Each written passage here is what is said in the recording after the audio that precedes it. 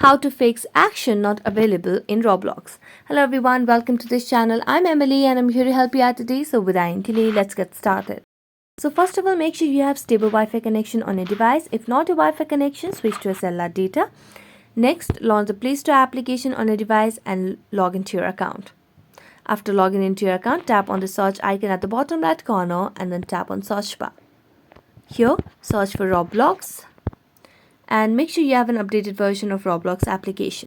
As you can see on the screen, there is no option of update over here. It only says play, which means we have the latest version of Roblox application.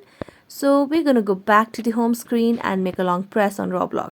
Now tap on app info, and as you tap on app info, it will lead us to a new page where you'll be able to see the option of clear data at the bottom right corner. So tap on it and then clear the cache, then tap on OK.